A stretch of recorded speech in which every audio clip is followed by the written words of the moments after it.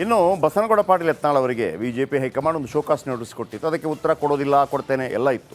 ಈಗ ಅದಕ್ಕೆ ಉತ್ತರ ಕೊಟ್ಟಿದ್ದಾರಂತೆ. ರಾಜ್ಯ ಬಿಜೆಪಿಯಲ್ಲಿ ನಡೀತಿರೋ ಕಲಹಗಳಿಗೆ ಬ್ರೇಕ್ ಬೀಳುವಂತೆ ಕಾಣ್ತಾ ಇಲ್ಲ. ವಿಜೇಂದ್ರ ವಿರುದ್ಧ ಯತ್ನಾಳ್ ಕಿಡಿಕಾರ್ತಲೇ ಇರ್ತಾರೆ. ಫೆಬ್ರವರಿ 10ರಂದು ಶಿಸ್ತು ಸಮಿತಿ ನೀಡಿದ್ದ ನೋಟಿಸ್ಗೆ ಯತ್ನಾಳ್ ಉತ್ತರಿಸಿದ್ದಾರೆ. ಯಾವ ಥರ ಉತ್ತರಿಸಿದ್ದಾರೆ ಅಂತಂದರೆ, ಯಡಿಯೂರಪ್ಪ ಮತ್ತು ವಿಜೇಂದ್ರ ಅವರನ್ನೇ ದೂರಿ 12 ಪುಟಗಳ ಉತ್ತರವನ್ನು ಕೊಟ್ಟಿದ್ದಾರಂತೆ. ಬನ್ನಿ ನೋಡೋಣ.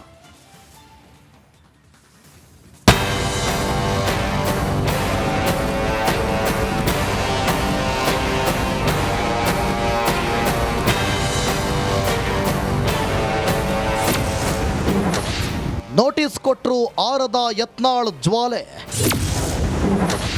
ನೋಟಿಸ್ನಲ್ಲೇ ಬಿವೈವಿಗೆ ಫೈರ್ ಬ್ರ್ಯಾಂಡ್ ಡಿಚ್ಚಿ.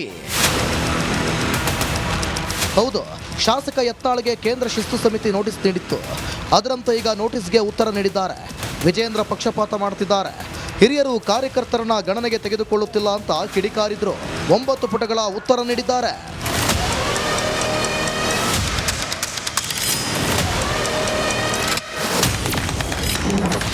ಹೈ ನೋಟಿಸ್ಗೆ ಯತ್ನಾಳ್ ಉತ್ತರ. ರಾಜ್ಯದಲ್ಲಿ ಇಷ್ಟೆಲ್ಲ ಸಮಸ್ಯೆ ಇದೆ. ಅನೇಕರು ಪಕ್ಷ ವಿರೋಧಿ ಚಟುವಟಿಕೆ ಮಾಡ್ತಿದ್ದಾರೆ. ಬೇರೆಯವರು ಕಣ್ಣಿಗೆ ಕಾಣುವಂತೆ ತಪ್ಪು ಮಾಡ್ತಿದ್ದಾರೆ. ರಾಜ್ಯಾಧ್ಯಕ್ಷ ಆಗಿ ವಿಜೇಂದ್ರರವರು ಯಾರನ್ನೂ ಪ್ರಶ್ನೆ ಮಾಡುತ್ತಿಲ್ಲ.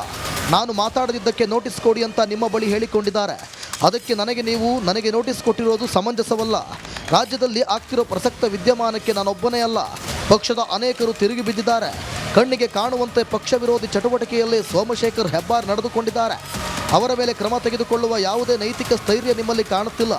ಕಣ್ಣಿಗೆ ಕಾಣುವಂತೆ ರಾಜ್ಯಸಭಾ ಚುನಾವಣೆಯಲ್ಲಿ ಅಡ್ಡ ಮತದಾನ ಮಾಡಿದ್ರೂ ಕ್ರಮ ಆಗಿಲ್ಲ. ನಾನು ಎಂದೂ ಪಕ್ಷದ ವಿರುದ್ಧವಾಗಿ ನಡೆದುಕೊಂಡಿಲ್ಲ. ಹೀಗಿದ್ರೂ ನನಗೆ ನೋಟಿಸ್ ಕೊಟ್ಟಿದ್ದೀರಿ. ನಮ್ಮ ಬೇಡಿಕೆ ಏನು ಅನ್ನೋದನ್ನು ಈಗಾಗಲೇ ಹೈಕಮಾಂಡ್ ಗಮನಕ್ಕೆ ತಂದಿದ್ದೇವೆ. ರಾಜ್ಯಾಧ್ಯಕ್ಷ ಬದಲಾವಣೆ ಮಾಡುವುದಷ್ಟೇ ನಮ್ಮ ಬೇಡಿಕೆ. ಕೇವಲ ನಾನು ಅಥವಾ ನಮ್ಮ ತಂಡ ಅನ್ನದೇ ಪಕ್ಷದ 75% ನಾಯಕರು ವಿಜೇಂದ್ರ ವಿರುದ್ಧ ಇದ್ದಾರೆ.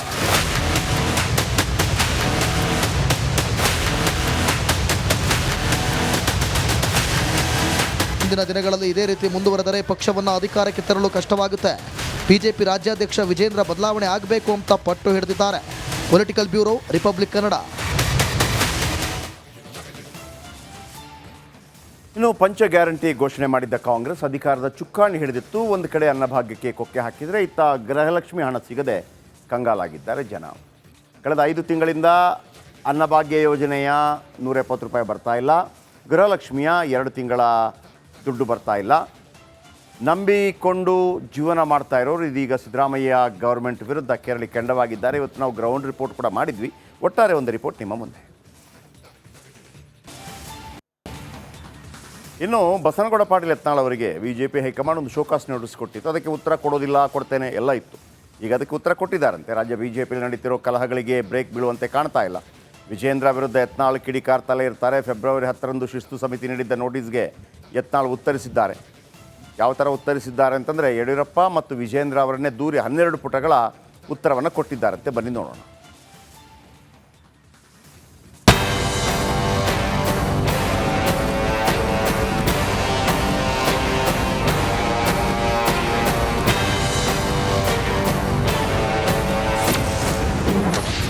ನೋಟಿಸ್ ಕೊಟ್ಟರು ಆರದ ಯತ್ನಾಳ್ ಜ್ವಾಲೆ.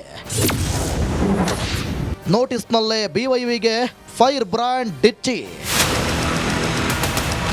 ಹೌದು, ಶಾಸಕ ಯತ್ನಾಳ್ಗೆ ಕೇಂದ್ರ ಶಿಸ್ತು ಸಮಿತಿ ನೋಟಿಸ್ ನೀಡಿತ್ತು. ಅದರಂತೆ ಈಗ ನೋಟಿಸ್ಗೆ ಉತ್ತರ ನೀಡಿದ್ದಾರೆ. ವಿಜೇಂದ್ರ ಪಕ್ಷಪಾತ ಮಾಡ್ತಿದ್ದಾರೆ, ಹಿರಿಯರು ಕಾರ್ಯಕರ್ತರನ್ನ ಗಣನೆಗೆ ತೆಗೆದುಕೊಳ್ಳುತ್ತಿಲ್ಲ ಅಂತ ಕಿಡಿಕಾರಿದ್ರು. 9 ಪುಟಗಳ ಉತ್ತರ ನೀಡಿದ್ದಾರೆ.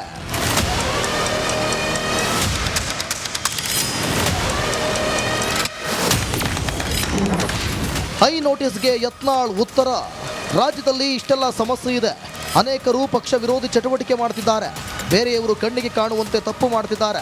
ರಾಜ್ಯಾಧ್ಯಕ್ಷ ಆಗಿ ವಿಜೇಂದ್ರರವರು ಯಾರನ್ನೂ ಪ್ರಶ್ನೆ ಮಾಡುತ್ತಿಲ್ಲ. ನಾನು ಮಾತಾಡದಿದ್ದಕ್ಕೆ ನೋಟಿಸ್ ಕೊಡಿ ಅಂತ ನಿಮ್ಮ ಬಳಿ ಹೇಳಿಕೊಂಡಿದ್ದಾರೆ. ಅದಕ್ಕೆ ನನಗೆ ನೋಟಿಸ್ ಕೊಟ್ಟಿರೋದು ಸಮಂಜಸವಲ್ಲ. ರಾಜ್ಯದಲ್ಲಿ ಆಗ್ತಿರೋ ಪ್ರಸಕ್ತ ವಿದ್ಯಮಾನಕ್ಕೆ ನಾನೊಬ್ಬನೇ ಅಲ್ಲ, ಪಕ್ಷದ ಅನೇಕರು ತಿರುಗಿ ಬಿದ್ದಿದ್ದಾರೆ. ಕಣ್ಣಿಗೆ ಕಾಣುವಂತೆ ಪಕ್ಷ ವಿರೋಧಿ ಚಟುವಟಿಕೆಯಲ್ಲಿ ಸೋಮಶೇಖರ್ ಹೆಬ್ಬಾರ್ ನಡೆದುಕೊಂಡಿದ್ದಾರೆ. ಅವರ ಮೇಲೆ ಕ್ರಮ ತೆಗೆದುಕೊಳ್ಳುವ ಯಾವುದೇ ನೈತಿಕ ಸ್ಥೈರ್ಯ ನಿಮ್ಮಲ್ಲಿ ಕಾಣುತ್ತಿಲ್ಲ. ಕಣ್ಣಿಗೆ ಕಾಣುವಂತೆ ರಾಜ್ಯಸಭಾ ಚುನಾವಣೆಯಲ್ಲಿ ಅಡ್ಡ ಮತದಾನ ಮಾಡಿದ್ರೂ ಕ್ರಮ ಆಗಿಲ್ಲ. ನಾನು ಎಂದೂ ಪಕ್ಷದ ವಿರುದ್ಧವಾಗಿ ನಡೆದುಕೊಂಡಿಲ್ಲ. ಹೀಗಿದ್ರೂ ನನಗೆ ನೋಟಿಸ್ ಕೊಟ್ಟಿದ್ದೀರಿ. ನಮ್ಮ ಬೇಡಿಕೆ ಏನು ಅನ್ನೋದನ್ನು ಈಗಾಗಲೇ ಹೈಕಮಾಂಡ್ ಗಮನಕ್ಕೆ ತಂದಿದ್ದೇವೆ. ರಾಜ್ಯಾಧ್ಯಕ್ಷ ಬದಲಾವಣೆ ಮಾಡುವುದಷ್ಟೇ ನಮ್ಮ ಬೇಡಿಕೆ. ಕೇವಲ ನಾನು ಅಥವಾ ನಮ್ಮ ತಂಡ ಅನ್ನದೇ ಪಕ್ಷದ ಶೇಕಡ 75ರಷ್ಟು ನಾಯಕರು ವಿಜೇಂದ್ರ ವಿರುದ್ಧ ಇದ್ದಾರೆ.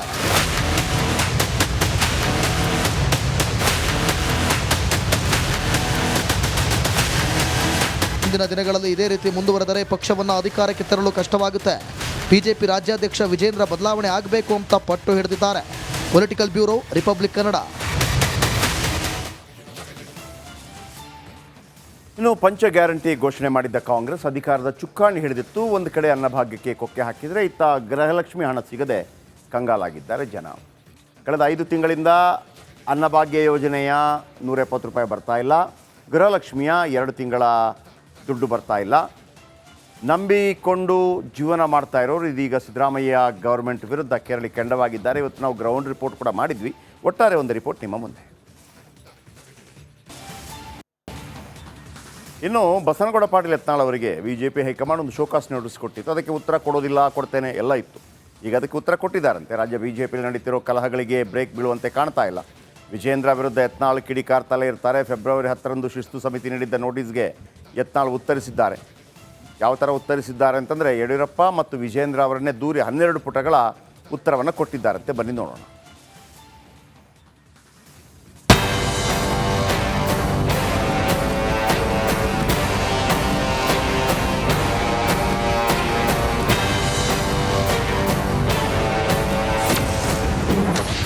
ನೋಟಿಸ್ ಕೊಟ್ಟರು ಆರದ ಯತ್ನಾಳ್ ಜ್ವಾಲೆ. ನೋಟಿಸ್ನಲ್ಲೇ ಬಿವೈವಿಗೆ ಫೈರ್ ಬ್ರ್ಯಾಂಡ್ ಡಿಚ್ಚಿ. ಹೌದು, ಶಾಸಕ ಯತ್ನಾಳ್ಗೆ ಕೇಂದ್ರ ಶಿಸ್ತು ಸಮಿತಿ ನೋಟಿಸ್ ನೀಡಿತ್ತು. ಅದರಂತೆ ಈಗ ನೋಟಿಸ್ಗೆ ಉತ್ತರ ನೀಡಿದ್ದಾರೆ.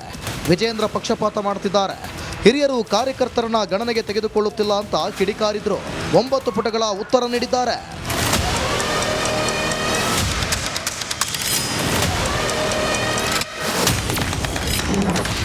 ಹೈ ನೋಟಿಸ್ಗೆ ಯತ್ನಾಳ್ ಉತ್ತರ.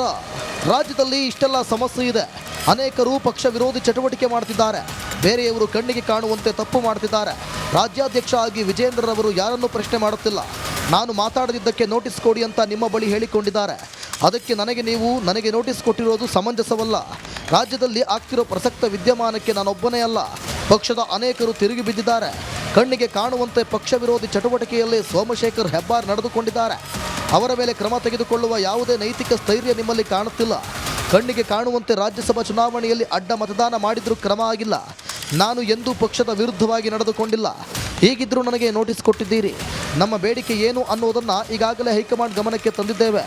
ರಾಜ್ಯಾಧ್ಯಕ್ಷ ಬದಲಾವಣೆ ಮಾಡುವುದಷ್ಟೇ ನಮ್ಮ ಬೇಡಿಕೆ. ಕೇವಲ ನಾನು ಅಥವಾ ನಮ್ಮ ತಂಡ ಅನ್ನದೇ ಪಕ್ಷದ ಶೇಕಡ 75ರಷ್ಟು ನಾಯಕರು ವಿಜೇಂದ್ರ ವಿರುದ್ಧ ಇದ್ದಾರೆ.